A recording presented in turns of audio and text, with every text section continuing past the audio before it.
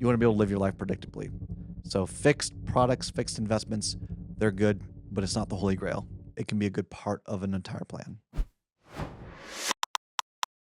Welcome to How to Retire on Time, a show that answers your retirement questions. Say goodbye to that oversimplified advice you've heard hundreds of times. This is all about the nitty gritty.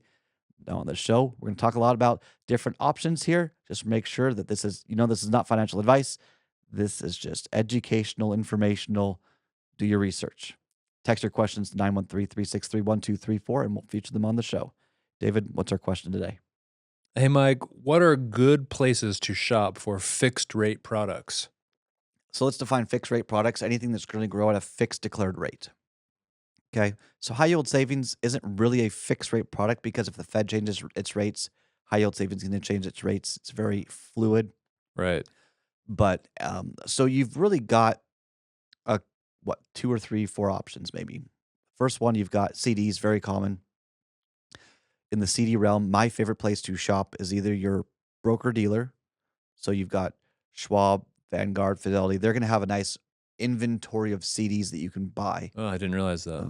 Yeah. Oh, okay. And then if you want to go directly to different banks, you can also go to Yeah. like bankrate.com. That's not an endorsement. Bankrate doesn't pay us. They don't pay us anything for that, okay? Nope. But it's a nice free public source. You can go to bankrate.com and look for like a CD, 6 months, 12 months, compare the different rates and so on. Don't just assume your bank has a good rate. The bank that I bank at has terrible CD rates. I mean, absolutely miserable. They shall remain nameless. We do not want to disparage them because It's otherwise I don't treated you want a well. target on my back. Yeah. I bank with them for a reason. Yeah. They're large, and I don't think they're ever going to go insolvent. Yeah. So I'm never concerned about it. So But you're not looking to make a lot of money in your checking or savings with them. no, no, that's what a high yield savings is for. If you want a more fixed rate, you do a CD. So that's the banking world. Now let's shift over to the investment world itself. All right. Bonds are basically a fixed rate mechanism. It's a debt instrument that grows at a fixed rate. And you've got zero coupon bonds, you've got the treasuries, you've got corporate bonds, you've got all sorts of different types of bonds, and they're only good as the creditor or whoever backs it. I think people generally get that. Okay. So I don't know if Toys R Us is officially gone or not, but if Toys R Us were to offer some bonds today, I don't know if I'd take it. Kind of a long shot there. You might not get your money back. Yeah. But like, you know, Kansas has a few star bonds that they're offering to help pay for the new Chief Stadium. Mm-hmm. I don't know if I'd take those up either. And the reason is the bond that it's not backed by taxpayers. It's backed by the profits that are expected to come, but the numbers don't make sense to me. So you have to be very careful of the bond and who's backing it and their ability to pay back that debt obligation. Okay. So it's fine. It's just understanding there's different levels. Municipal bonds could be tax free, which is nice. You know, the tax free interest on that. But you need to do the due diligence. So your broker dealer's gonna have all the access for there. And you want to make sure you do a comparison on the net of tax. So let's say municipal bonds paying 4%, corporate bonds paying 5%, that difference, is it worth the tax free difference or not? Okay. Yeah. It's So just if there's a corporate bond that pays a full percentage point more, but it will get taxed differently, and so maybe that percentage advantage evaporates. Is that what we're saying? well, and I threw out easy numbers here, but let's a lot of people say, well, I don't want to pay taxes. So they put them in a municipal bond. Well, maybe that municipality isn't that solvent. Maybe they're actually struggling. It would be priced in, so it should be the amount you're getting should be appropriate for the risk that you're taking. Should is the key word. It's not always the case. But then in addition to that, you have to think, okay, well, what's your tax bracket? How much you paying in taxes? And is it worth to have a certain amount of income that's tax free? That's line 2A in your 1040. Is that tax free income good? Or should in 2B just you have taxable interest, not the end of the world? Is it disrupting your ordinary income? Are you still in the 12% tax bracket, the 22% tax bracket? And is the growth net of taxes worth the difference. You Oh, have to make that personal estimate. okay. Everyone's tax is going to be different. But then you've got the bond side of things, the corporate bonds, and just understand high yield bonds mean junk bonds.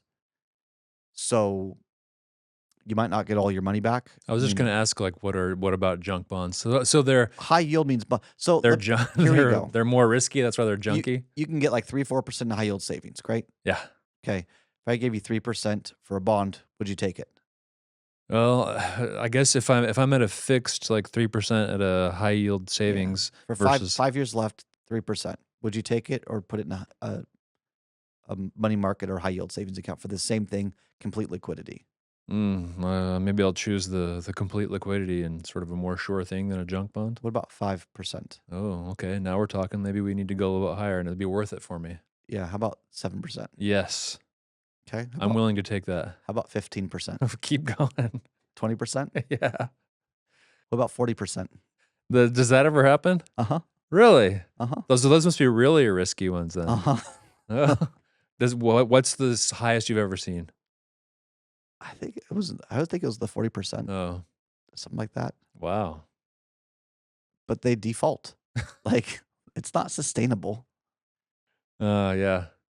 What was I'm gonna look this up while we chat, but what was the highest Argentinian bond? Oh, Um let's see if we can find it. Here we go. What was the highest Argentinian bond offered? I'm a millennial, but I look like a boomer because I'm typing it in instead of just talking to it, oh yeah. which would be really funny. Um, okay, so it wasn't 40%, it was 29.5% coupon Oh, was the highest Argentinian bond. okay. Still, that's high, or it seems high, Yeah. because they're normally single digits, right? Yeah. Yeah. Yeah. So when people say, "Well, I'm getting 10% of my bonds," I say, "Great. Do you know the risk you're taking? It's a bond. They'll pay it back." Who's they? What do their financials look like? Why is it that they have to pay a higher coupon rate or higher interest rate to get people to put money with them? There's something you might not know. And so, I mean, you can blend it, you know, investment grade bonds, a few high yield bond funds can do stuff like that as well for you. So you don't need to do the research, but it's just be aware if you're buying bonds, not bond funds, and you're getting a fixed rate, you want to make sure you understand the legitimacy of that. So we've talked about banks, CDs. We've talked about kind of the investment world or security world, which bond is a security, but instead of it being equity, it is a debt instrument that someone's going to say, "Hey, we need money. We'll pay you back at a coupon rate for a certain period of time," and that can do well as well. And if you just stopped there, that's not that bad of a deal because you could ladder out CDs and treasuries and or bonds and kind of line up each year and the income needed and so on. So not a bad gig. Yeah. Okay. Yeah. Then you have the insurance, which is the third category of fixed instruments that could be offered. Think of a MIGA, multi-year guaranteed annuity, or a fixed annuity that grows at a fixed rate. I guess, yeah, I mean, SPIA would be instant income, so we won't go there. All Just right. MIGA, multi-year guaranteed annuity, or a um, fixed annuity, because it's basically the same thing. All right. Apples, what was no tomato, same thing. Oh, There we go. yes. Right. So, which one's better? Well, first off, what's paying a higher rate at an equal or lower amount of risk? So they all need money. The people that are issuing bonds, they need money. They're going to be competitive with that. The insurance company wants cash on hand, and they're willing to pay a fixed rate for that cash to go on hand. The bank needs money so it can then loan it out for the mortgages and other places. You know, the arbitrage. That's how they work. So they all want money. Uh-huh. So they're all competing for your money, but they all have different regulatory um, compliance. I mean, the bank is going to be run differently than maybe the insurance company, and their requirements to have cash on hand and what they can do with the funds. Uh, So they are different. They're going to average or look at different timelines. So you might be more favorable with a 6 month to 1 year for like a CD. A treasury might be better for like a 1 or 2 year, maybe a 30 year. Depends on what the rates are. And the rates are not determined, by the way, for what it's worth. by the Fed. It's the open market and what they're willing to pay for a treasury. Whether it's a 10-year, 20-year, 30-year, doesn't matter. It's what the open market is willing to trade for that instrument. Okay. Okay. So Jerome Powell isn't setting the rates for the treasury. Scott Bessent is saying, hey, we need some debt, we need some money. We're going to issue some treasuries as the treasury secretary. Mhm. And then he's saying, hey, would you take 4%? The market's like, nah, about 4.5%. Okay, we're good with that. Or 6%. It's whatever the market's willing to pay for it. Okay. People don't separate those two. All right. And then the insurance company might say, well, we need some money too. We are technically less risky, or we're less risky than a lot of these bonds, but we're more risky technically than the US government, which is backed by the taxpayers. All right. So maybe, and I'm making up numbers, Okay. but maybe a treasury is like 4% and maybe the MIGA is like 5% because they have to compensate for it. Oh, I see. Now, what's the probability that the insurance company goes under? I don't know. What insurance company are we talking about? In 2008, there wasn't a single insurance company that went under, though, right? They have a lot of regulatory. Um, they have rules on how much they have to have on hand, and they're scrutinized for that. So it's not necessarily a bad situation. And then a bank, which bank is it? I mean, if that bank's offering a high CD, you have to ask yourself, okay, well, how solvent is this bank? Are they compensating for something? So, yeah, I want to kind of blend that together. But those are the three fixed markets that I would at least look at when Yeah. shopping different products. The insurance, the bank, and what was the third one? Just like Insurance, the bank, or securities, or oh, think of like the bond market. okay, yes. You have to go through a broker dealer to get a lot of the bonds. Okay. And just really quickly too, you buy like an individual bond, but a bond fund has lots of different bonds in it. Bonds are not supposed to lose money unless they go bankrupt. Okay. You know, the issuer goes under. Okay. A bond fund is actively trading bonds. All right. Bond funds can lose money. Uh-huh. And who put the bond fund together and is like trading it and managing it? Yeah, great question. There's a lot out there. So you've got, State Street, Vanguard, Fidelity, BlackRock. I mean, everyone has Uh, bond funds. yeah. And then you have an investment manager who is then overseeing the ins and outs, the flows of that fund, whether it's a mutual fund, whether it's an ETF, whatever. And that manager might say, hey, let's put a little bit in these junk bonds and let's put a little bit in Argentina and let's put some in this. Or do they have like a prospectus that says that for this bond fund where these are the type of places we want to go normally with it? Usually the prospectus will determine or explain what they are. So some might be short-term government bonds. Some might be a blend of government bonds to junk bonds. Some might be only like bonds from 5 to 10 years or whatever it is. But different funds will have different objectives, and then they often try to fulfill those objectives. And people might be surprised that those can lose money. Like how often do they lose money? Do we know? I mean, Just how often rarely? does the market tank? I We don't know know. it's every 7 or 8 years, but it's not Yeah. exactly every 7 or 8 years. Uh, 2022, 2023, the bond markets really suffered uh, because interest rates were going up and the new issuance of bonds themselves were going up. So if new bond prices are high or increasing, your current bonds are less valuable. right. They go down. Okay. So that's the tricky part. If inflation gets out of hand, bonds will hurt. And if you think about it too, that's kind of an interesting point in that bonds are fixed.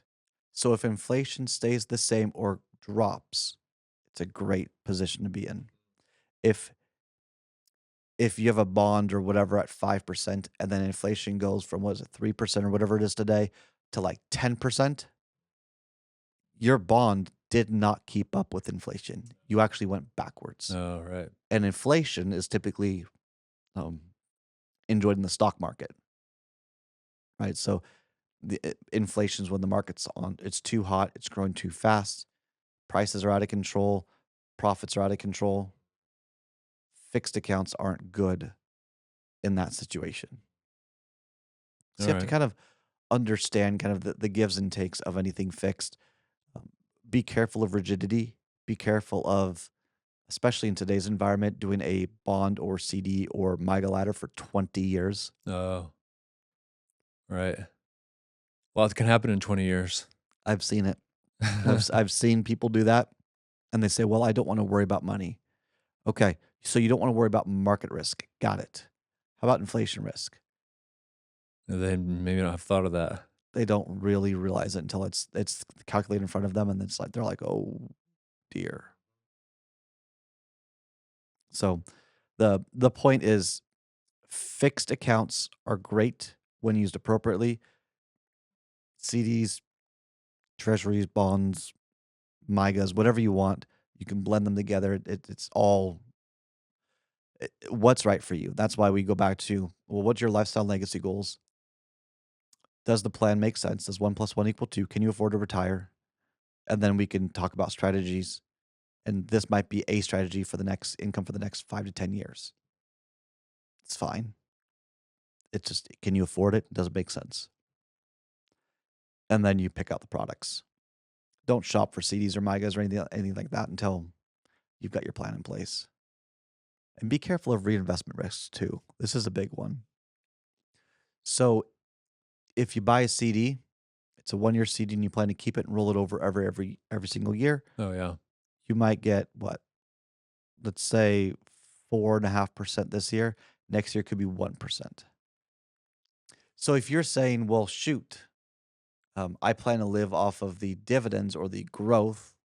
Dividend isn't really appropriate of the word, but it's what people call it, Uh-huh. of or the interest of the CDs. Well, this year you might get 4.5%. Great job. Next year you might get 1%. You just lost a lot of your money. Right. What are you going to do? Sell the principal? That wasn't the original strategy. Uh, Live off of less? yeah. What do we call that? I'll tighten my belt. Yeah. Don't want to tighten your belt. You want to be No. able to live your life predictably. Yeah. So fixed products, fixed investments, they're good, but it's not the holy grail. It can be a good part of an entire plan. Hey, thanks for watching the show. If you enjoyed it, please make sure you tell a friend, leave your rating, and most importantly, subscribe to it wherever you get your podcast and or on YouTube. The best experience is on YouTube as we can show you slides and so on. Last but not least, if you need help putting your retirement plan together, let us know. Go to retireontime.com for the book, for the workbook, for all the additional resources, calculators, and so on. And if you feel like you want to, click the button that says Discover What's Possible and schedule a 30-minute call with one of our advisors who can help you put together a plan that's designed to last longer than you. Thanks for tuning in. We'll see you in the next show.